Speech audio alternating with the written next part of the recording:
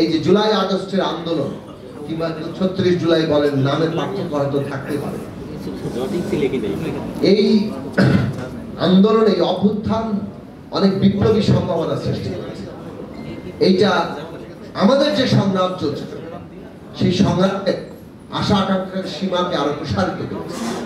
আমরা আশা করি রাজনৈতিক দলগুলো জনগণের, ছাত্র তরুণদের, শ্রমিকদের এই যে আশা আকাঙ্ক্ষা, এটাকে ধারণ করার চ্যালেঞ্জটা গ্রহণ করবে, তারাই তো নেতৃত্ব দেবে। নতুন দল হতে পারে, নতুন দল হলে তারাও রাজনৈতিক দল, বয়সের পার্থক্য তো কিছু এসে যায় না, বয়সবাদী জিনিস দিয়ে কিছু হবে না। মূল প্রশ্ন হচ্ছে যে রাজনৈতিক দল হবে, সে রাজনৈতিক দল, আজকে যারা প্রতিষ্ঠিত রাজনৈতিক দল, যারা নবীন রাজনৈতিক দল, আর যারা আজকে গঠিত হবেন অথবা ভবিষ্যতে গঠিত হবেন রাজনৈতিক দল, সবাই কিন্তু একই ক্যাটাগরিতে পড়বেন রাজনৈতিক দল। কারো দল অনেক বেশি বয়স, কারো দলের কম বয়স।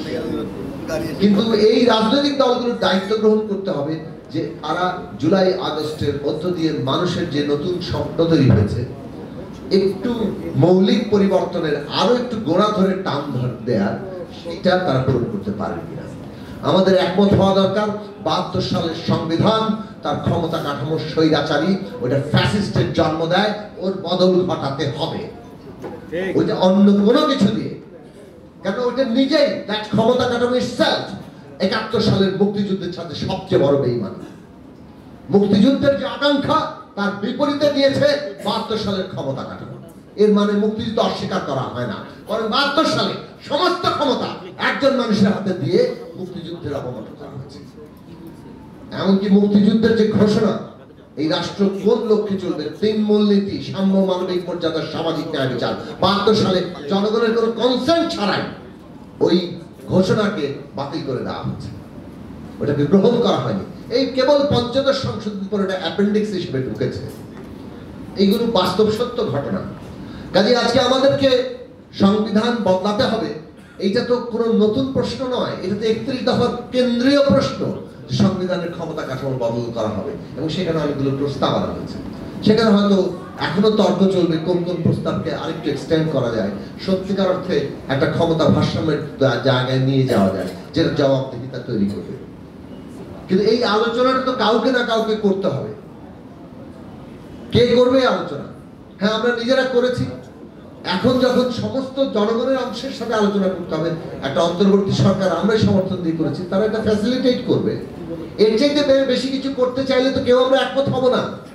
কাজেই অন্তর্বর্তী সরকারের দায়িত্ব এই যে সংস্কার, এই যে একটা রূপান্তর, সেইটাকে এগিয়ে নিয়ে যেতে সাহায্য করা, ফ্যাসিলিটেট করা।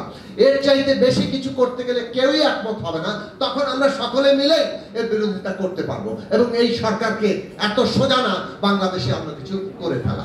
হ্যাঁ, ষড়যন্ত্র আগে হয়েছে, ভবিষ্যতে হতে পারে, কিন্তু ষড়যন্ত্রের বিষটা এই অভ্যুত্থান ভেঙে দিয়েছে, এবং সেইটার উপরে আমাদের দাঁড়ানো দরকার। আমরা রাজনৈতিক কর্মীরা আমাদের ন্যায্য জায়গা থেকে দাঁড়াচ্ছি, যে এইখানে আমরা বলছি নতুন দল যারা করবেন তাদেরকে বলি, জনগণের ভেতর থেকে দলের জন্ম দেন, ক্ষমতার ছায়াতলে নয়। ক্ষমতার ছায়াতলে থাকা দলকে মানুষ ভালোভাবে গ্রহণ করে না। আপনাদের সম্ভাবনা আছে, আপনারা এই দেশের তরুণের ভবিষ্যতের জায়গা দেখিয়েছেন, সেইটাকে মানুষ কিভাবে গ্রহণ করবে, মানুষের কাছে চলে যান।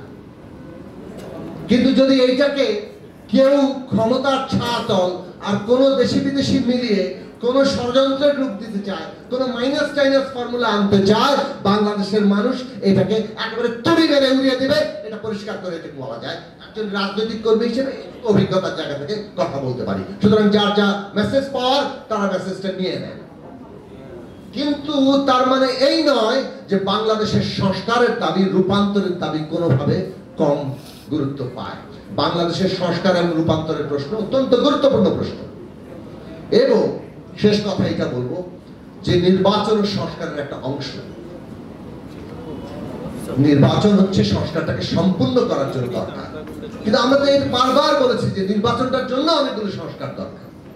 আমরা বসি, কোন সংস্কারগুলো নির্বাচনের আগে সম্ভব তা নির্দিষ্ট করি, কোন সংস্কারগুলো জনপ্রতিনিধি ছাড়া করা যাবে না সেগুলো নির্দিষ্ট করি, এবং সেটা কিভাবে বাস্তবায়ন হবে, কিভাবে টেকসই হবে, সেই জায়গায় অন্তত একমত হই।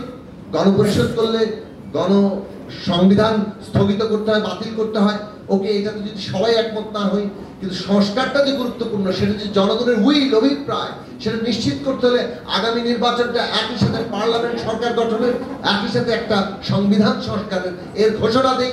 কিভাবে একমত হবেন আসি, সেটা তো দরকার, না হলে সংস্কারটা হবে কিভাবে, কিংবা সেটা পিপলের উইল হিসেবে থাকবে কি। আমি মনে করি আন্দোলন গণতন্ত্রের অত্যন্ত গুরুত্বপূর্ণ অংশ। জনগণের সংগ্রামের চাইতে বড় মহৎ কিছু এই দেশে আমি কোনোদিনই আমার ব্যক্তিগতভাবে আমাদের দল কখনো স্বীকার করবে না। জনগণের সংগ্রাম কোনটা ন্যায্য, কতটুকু ন্যায্য, সেটা বিচার করতে পারে। সেই ন্যায্যতার জায়গা আছে। 15 বছর 17 বছর এই দেশের মানুষ কোনো দাবি দেওয়া নিয়ে নামতে পারে নাই। আজকে তাদের দাবি দেওয়া আছে। গরিব মানুষের পেটে হাহাকার আছে, কর্মচারীরা, শ্রমিকেরা, তাদের জীবনে ভয়ঙ্কর সংকট আছে। আমরা কেবলমাত্র রাজনৈতিক সংকটের কথা বলে, রাজনৈতিক পরিস্থিতি খারাপ হতে পারে বলে তাদের আন্দোলনকে আমাদের বিরোধিতা করলে হবে না।